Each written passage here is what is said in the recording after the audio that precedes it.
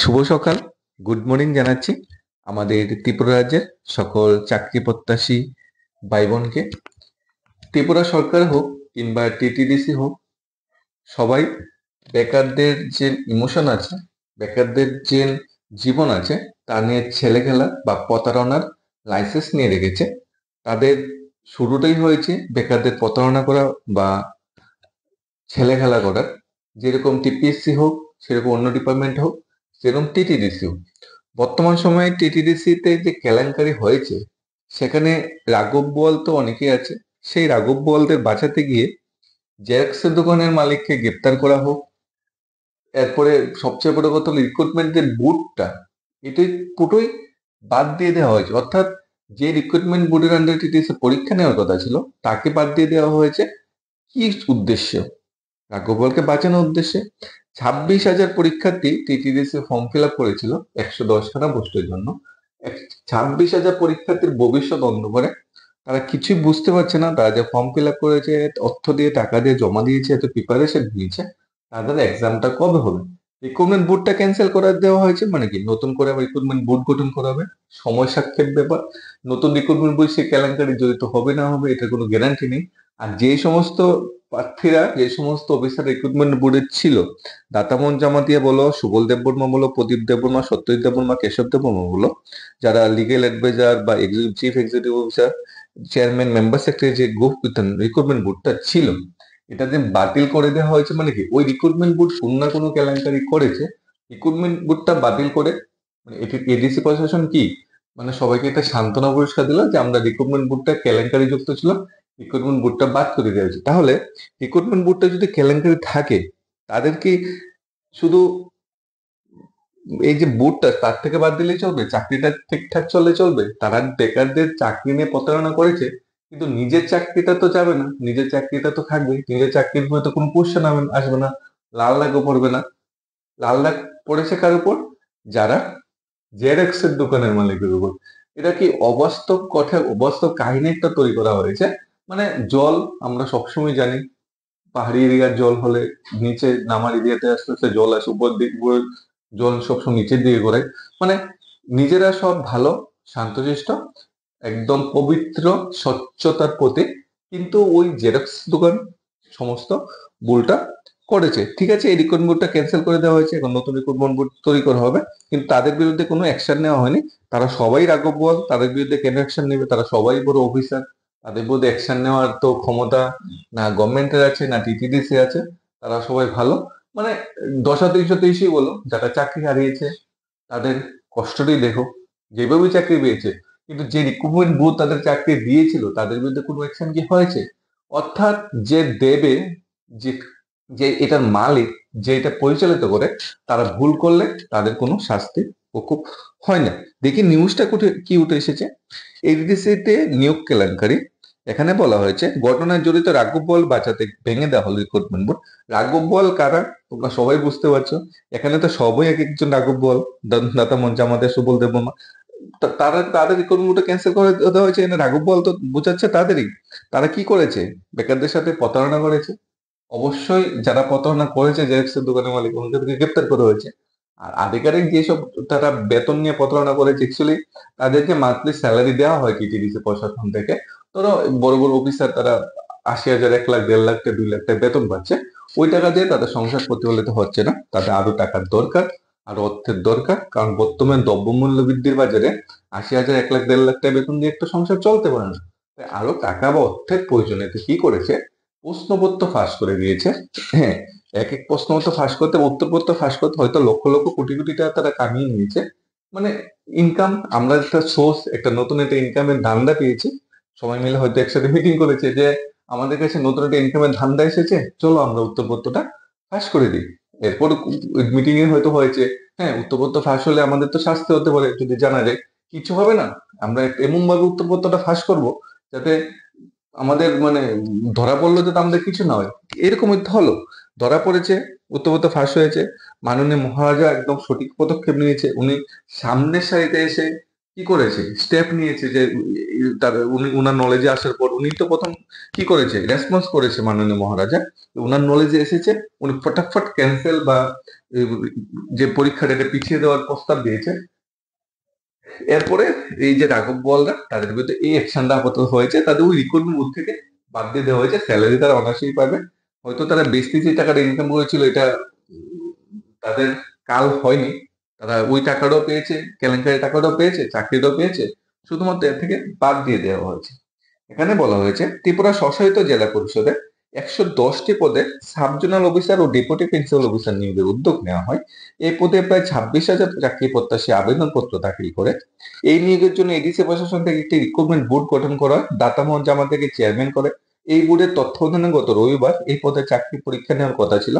রবিবারে চাকরি পরীক্ষা হবে বলে সাবরুম থেকে দূরে, কৈলাসহর থেকে দূরে, ধর্মঘট থেকে দূরে সকল পরীক্ষার্থী কিন্তু আস্তে আস্তে ত্রিপুরা একদিন আগরতলায় চলে এসেছিল, যেহেতু আগরতলার কাছে থেকে সমস্ত পরীক্ষা কেন্দ্র হচ্ছে, সবাই প্রিপারেশন নিয়ে চলে এসেছিল। কিন্তু ঠিক সন্ধ্যাবেলা জানতে পারে যে পুরোটাই একটা ফ্রড, বেকারদের সাথে বড় একটা প্রতারণা করা হয়েছে। বেকারদের জীবনে ছেলে খেলার অধিকার যারা পেয়েছে তা মানে কার্যকর করেছে তারা, নাকি এই কেলেঙ্কারির সাথে সাথে পরীক্ষা বাতিলের ঘোষণা করে দিয়েছে প্রশাসন। এ নিয়ে আগরতলা পশ্চিম থানায় থেকে মামলা করা হয়। ইতিমধ্যে জেরক্স দোকান সহ আরেক যুবককে গ্রেপ্তার করে। এই কেলেঙ্কারি ঘটনা প্রকাশ আসার পর প্রদেশ সভাপতি পাতাল ফন্না জামাতিয়া কি করে, তিনি এই ঘটনার পেছনে এডিসি প্রশাসন কর্মকর্তা সহ রাজনীতির নেতারা জড়িত আছে বলে এবং উনি বলে সিবিআই তদন্ত দাবি করে। পরবর্তী সময় বাম কংগ্রেস সকলই প্রতিবাদী সামিল হয়। সবচেয়ে উল্লেখযোগ্য বিষয় হলো এডিসির নিয়োগ করে কেলেঙ্কারি প্রকাশ আসছে, এডিসি প্রশাসন চলছে অতি সক্রিয় উঠে এডিসির শাসক তীব্রমতা দলের সুপ্রমো বিক্রম মানিক দেববর্মন, তিনি ড্যামেজ কন্ট্রোলে নেমে পড়েন। এই ঘটনার জন্য থানাতে মামলা করা হয়। রাজ্য পুলিশের মহানির্দেশের কাছে চিঠি দেন। এরপর গত 10 জুন তিনি টুইট করে ঘোষণা করেন এই নিয়োগ প্রক্রিয়া সম্পন্ন করতে যে বোর্ড গঠন করেছে তা তিনি ভেঙে দিয়েছে। ভালো কথা, ভেঙে দিয়েছে, কারণ তারা কেলেঙ্কারি জড়িত। কিন্তু তাদের বিরুদ্ধে আসো কি কোনো অ্যাকশন হয়েছে? আদৌ কি কোনো অ্যাকশন হয়েছে? রিক্রুটমেন্ট বোর্ডে তারা তো অলরেডি সরকারি কর্মচারী। আর রিক্রুটমেন্ট বোর্ড ভেঙে দিলে তো তার চাকরির উপর কোনো এফেক্ট হবে না। অলরেডি তো তাদের 1-1.5 লাখ টাকা বেতন নিচ্ছে, এবং তারা যে অপরাধটা করেছে, অপরাধ করার পরও তারা আরাম আয়েসে খাওয়া দাওয়া করছে। বেকাররা 3 বেলা ঠিকঠাক খেতে সমস্যা হয়ে যাচ্ছে, খাওয়া দাওয়া করছে কিন্তু ডিপ্রেশনে, টেনশনে খাওয়া দাওয়া করছে যে আমি এতটা মানে এদের প্রিপারেশন নিয়েছি, আমাদের সাথে প্রতারণা হয়েছে, আবার নেক্সট টাইম প্রতারণা হবে না তো? আর যারা কেলেঙ্কারি জড়িত বা কেলেঙ্কারি করেছে তার নির্দ্বিধায় মানে মাছে মাংসে খুব আনন্দে আয়েসে আছে। শুধুমাত্র কি হয়েছে, এটা বুট ক্যান্সেল হয়েছে, আমার বেতন তো হেল্ড আপ হয়নি, তাই সব সুন্দর আরামে এসে তারা আছে। কিন্তু বেকার কিন্তু এখনো টেনশনে আছে যে আমার পরীক্ষাটা কি হবে নি, পরীক্ষাটা কবে হবে, না রিক্রুটমেন্ট বুট ক্যান্সেল করা হয়েছে, রিক্রুটমেন্ট প্রসেসটা নিয়ে ক্যান্সেল হয়েছে। রিক্রুটমেন্ট বুট ক্যান্সেল হয়েছে মানে কি, একটা রিক্রুটমেন্ট বুট গঠন করা হয়েছে, ওই বোর্ডের মাধ্যমে অ্যাডভার্টাইজমেন্ট দেওয়া হয়েছে, অ্যাডভার্টাইজমেন্ট দিয়ে চাকরির নোটিফিকেশন দেওয়া হয়েছে। এখন তুমি 3 দিন পরে যদি নতুন নোটিফিকেশন আসে যে রিক্রুটমেন্ট বোর্ডের সাথে সাথে রিক্রুটমেন্ট প্রসেসটাও ক্যান্সেল হয়ে গেছে, কারণ রিক্রুটমেন্ট প্রসেসটা ভিত্তিক পুরো কেলেঙ্কারি ছিল, তখন এর দায় কে নেবে? বেকারদের দায় কে নেবে? তোমাকে আবার ফর্ম ফিল আপ করতে হবে, আবার এসে লাইন ধরে ফর্ম ফিল আপ, আবার মানে বেকারের কষ্টার্জিত, বাবার কষ্টার্জিত টাকা দিয়ে আবার ফর্ম ফিল আপ করতে হবে, আবার কি হবে, নতুন প্রসেস শুরু হবে। একটা কথা কি, এডিসি প্রশাসনে কি মানে এতই দেওয়ালিয়া হয়ে গেছে যে তাদের কাছে নিজস্ব কোনো জেরক্স মেশিন নেই, নাকি রাঘব বোয়ালকে বাঁচাতে গিয়ে বাইরে কোনো জেরক্স মেশিন থেকে মানে এটার যে স্বচ্ছতার উপর কোশ্চেন মার্ক আসে না? জেরক্স মেশিন ওভাবে বাইরে একটা দোকান থেকে জেরক্স করবে, এটা স্বচ্ছতা আসে না? নাকি ইচ্ছাকৃত বাইরের দোকান থেকে জেরক্স করা হয়েছে যাতে কোশ্চেনপত্র বা প্রশ্নপত্র ফাঁস হলেও যাতে আমরা বেঁচে যাই, ওই জেরক্সের দোকানকে পুলিশের হাতে ধরিয়ে দেওয়া যায়। এডিসি প্রশাসনিক আধিকারিক থাকার পরও কেন দলের সুপ্রিমো ঘোষণা করেছে, প্রশাসনের এ নিয়েও ভূমিকা আছে। ঘোষণা করেছে উনি বেকারদের স্বার্থে ঘোষণা করেছে, নয়তো পরের দিন অনেকে পরীক্ষা দিত, 100-100 অনেকে পেয়ে যেত, অনেকে কঠিন পরিশ্রম করেও 100-20 বা 30 পেতে সমস্যা হয়ে যেত, 40 পেতে সমস্যা হয়ে যেত, কারণ তার কাছে তো প্রশ্নপত্র ছিল না। আর যারা টাকা দিয়ে প্রশ্নপত্র কিনে নিয়েছে তারা 100-100 পেয়ে যেত। তার জন্য সুপ্রিমো যে কাজটা করেছে ভালোই করেছে। অবশেষে 2 দিন বাদে বুধবার এই নিয়োগ কমিটি ভেঙে দেওয়ার ঘোষণা করে এডিসি প্রশাসন থেকে, এবং নিয়োগ সংক্রান্ত যাবতীয় ফাইলপত্র এডিসি প্রশাসনের হাতে দ্রুত শনাক্ত করতে নির্দেশ দেন। অর্থাৎ নিয়োগ যে রিক্রুটমেন্ট বোর্ডটা সেটা ক্যান্সেল করে দেওয়া হচ্ছে, এবং রিক্রুটমেন্ট বোর্ডের আন্ডারে সমস্ত ফাইলপত্র, অর্থাৎ তোমাদের অ্যাপ্লিকেশন ফর্ম করেছো, তোমাদের এডমিট কার্ড রিলেটেড সমস্ত ডকুমেন্ট কি করা হয়েছে, জমা দিয়ে দিতে দ্রুত হস্তান্তর করার নির্দেশ দেন মুখ্য নির্বাচন আধিকারিক সিকে জামাকে। অর্থাৎ রিক্রুটমেন্ট প্রসেসটা ক্যান্সেল হচ্ছে না, নতুন একটা রিক্রুটমেন্ট বোর্ড গঠন করা হবে, ওই বোর্ডের আন্ডারে নেক্সট প্রসেসটা ধীরে ধীরে এগোবে। অর্থাৎ একটু সময় সাপেক্ষ ব্যাপার, একটু সময় লাগবে, বেকারদের একটু ধৈর্য ধরতে হবে, সময় দিতে হবে, কারণ যারা নতুন ইকোনমি বোর্ডে আসবে তাদের ব্যাপারটা নিয়ে একটু স্টাডি করতে হবে, তারা একটু ব্যাপারটা দেখতে হবে, নতুন কোশ্চেন পেপার রেডি করতে হবে। আর আমরা দেখেছি ব্যাংকের পরীক্ষা হোক, ত্রিপুরা গভর্নমেন্টের পরীক্ষা, অন্য কোনো পরীক্ষা হোক, কোশ্চেনের 2 থেকে 3টা সেট থাকে। কারণ আমার আগের বেঞ্চে যদি বুকলেট এ পাই, আমি এবার বুকলেট বি, আমার পিছের বেঞ্চে পাবো বুকলেট সি, এরপর বুকলেট ডি, এরকম হয়। আর এখানে একটি কোশ্চেন, একই টাইপের কোশ্চেন বুকলেট 1 2 3 4 নেই, একই টাইপের কোশ্চেন ছাপা হয়েছে আর জেরক্সের দোকান থেকে ছাপা হয়েছে। মানে কেলেঙ্কারির একটা স্বর্গরাজ্য তৈরি হয়েছে এবং হবে। টিটিডিসি কিন্তু আরেকটা টিইআর স্পিড একটা অর্গানাইজেশনের মাধ্যমে কিন্তু রিক্রুটমেন্ট প্রসেস একটা চলছিল, সেটাও কিন্তু ঢেলেমেলে চলছে, সেটাতে কিন্তু কেলেঙ্কারির অভিযোগ বারবার উঠে এসেছে।